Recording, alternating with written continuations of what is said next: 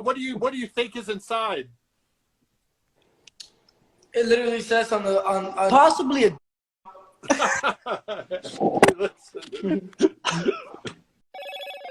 Hello, Moto. Just drama. This is gonna be straight up drama video.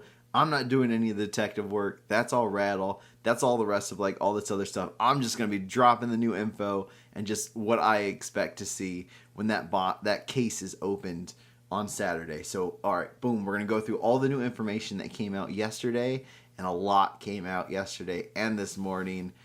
Oh, it's been so much fun. It's just been so much fun for me. This is all speculation. I don't want to put anyone's name in the mud, but I am looking at a lot of these people in a bit more skeptical way. All right, boom. So let's start off with the Pokejew. Pokejew did a live stream to give his side of the story out into the open. So what we know so far is that Pokejew is the one who contacted the card kahuna saying that he found this first ed base set case. And the Pokejew wants to tell everybody why he believed this case was authentic. So he goes on and says the story that he heard from the seller, farmer, is the estate sale story, that he went to an estate sale and he saw that case and he got it. This completely clashes with the card kahuna story. The card kahuna story was that the farmer bought a house and found 3 cases in an attic. So this is really strange. And the Pokejew even comes out and says the first time he ever heard that story was from the card kahuna during the Poke Tea Time podcast. So for 2 best friends who both of them said that they're like best friends, that they've worked together for a while and they really like each other, for both of them to have different stories about this huge deal together is just really suspicious. And I don't like I don't like how that just, I don't know, that's not grooving with me, man.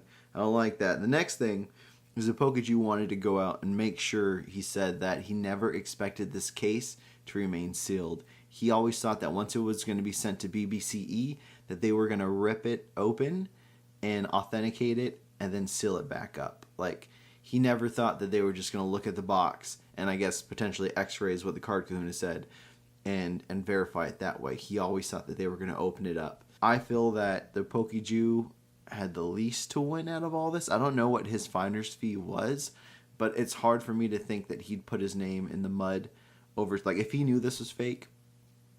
Yeah, I don't know. So, big question was also answered during the live stream for the Pokejew. Somebody said, hey, why didn't you fly over? This is a huge deal. This is a first ed based case. It's $1 million deal. A lot of people fly over for like $100,000 deal, $20,000 deal. Why didn't you just go over to Canada, check it out yourself? He said he didn't have a passport, and it would take months for him to get a passport because of COVID going on right now. So that kind of makes sense, but you know, it's still a big deal. You could have had somebody else fly over for you.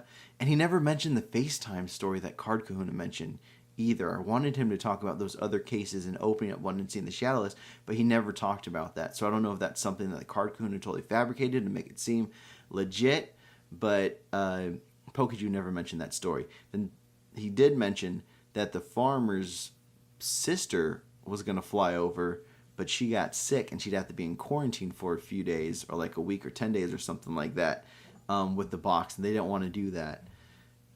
That's also suspicious. It's like, even if like you couldn't wait for it to feel better or you couldn't send somebody else. Gary dropped into the live stream, so that was really cool. Gary is King Pokemon. People know that right now he does have a first ed case that has been open and basically like verified, and that's the one. So for him to drop in this live stream, super big deal. And he drops in the information that he's owned 3 cases in his life, and all 3 cases he had different markings on them. By markings, he means the stamps on there that Rattle looks at. They've been placed in different places, and he also said that Wizards of the Coast, that's Wachi, those are the people who made the Pokemon cards back in the day. That they like to reuse a lot of things, and if there was a mistake, they'd usually just go ahead and run with it. So yeah, that basically goes into, you can't authenticate something without opening it, especially something from like this far back. Also, Gary wanted to make a point, stick up for Pokejew during all this. He says that Pokejew is an amazing guy. He feels sorry for seeing his name being dragged in the mud and everything, and he believes that this case is real. And Pokejew also kind of stated that he believes this case is real. That it's going to be legit inside, but I do think it's important to know for sure. And there are red flags but some of those red flags are typical of early Watsy. Though when Logan comes in, I feel like it kind of changed a little bit, and they're both like, yeah, it should be opened. During the live, Logan Paul pops in, which is also really awesome. This is like the craziest live in the whole world. If you guys missed the live, you got to like go to the PokeJews Instagram or just like try to see it somehow, because it was incredible.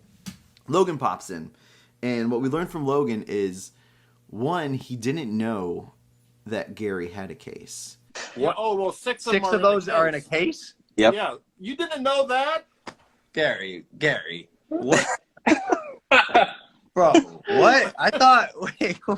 Two, Logan is not following the drama, though he has been contacted and he heard the speculation. So he is going to go over to BBCE on Saturday to verify the case. Some people said open the case, but during the live stream, Logan seemed really skeptical of opening it. He was worried. He asked everybody, who was like, would the case's value be hurt if it's opened? And I'm happy because Gary and Pokejew were kind of on the same page, saying like, with all this stuff going on right now, they don't really know who would buy it with it not being open. So they're pretty much saying like, it should be opened. And even if it was open, being authenticated that far, opening it up and actually authenticating it legitimately seems like the way to go. So like, yeah, we could see that actually increasing the value, because what we're going to find out later on is there's a new character in the story found by Rattle and his guys doing the detective work that has first ed boxes. So I really believe that they're going to open up this case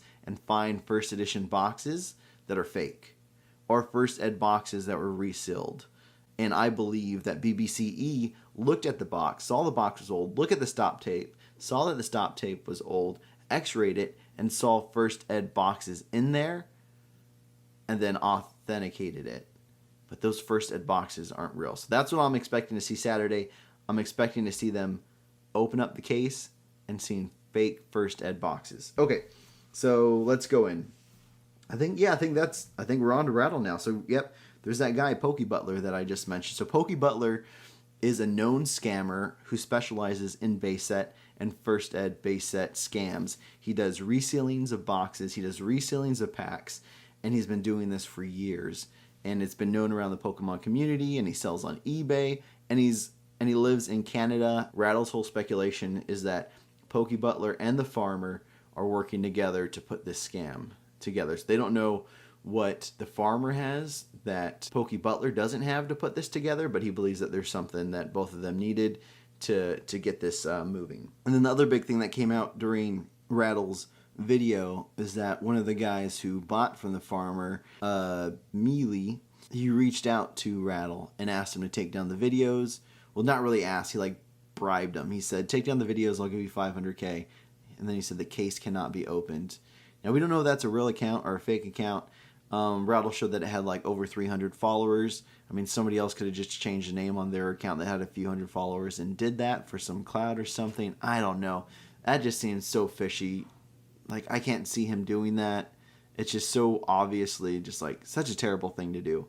So yeah, I think that is it. I'm just really looking forward to seeing what's going to happen this Saturday. I really hope it's live streamed. I'd love to get a reaction from myself seeing that. I don't remember looking forward to anything as much as this in like my whole time following Pokemon. What I believe we're going to see on Saturday is they need to open up the case, and then I believe they're going to see 6 first ed boxes. They need to look at the first edition boxes, and they need to make sure that they look really legit.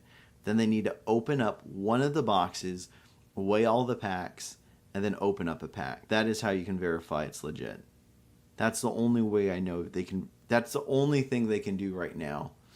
And I'm really afraid that they're going to open up the box and see first ed boxes and then just seal it up and authorize it.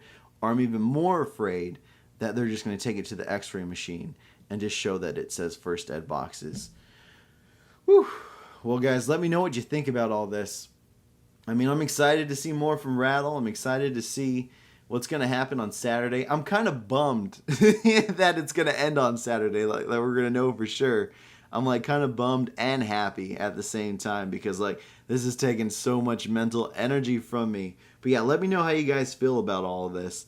Let me know who you guys think the fault lies into, because I think it really goes into the farmer, and PokeButler if he is a part of it as well. And maybe another thing Rattle goes into that I want to put in here is he's looking at the possibility of Card Kahuna and Mealy bribing BBCE to seal it and authorize it without going too far into it.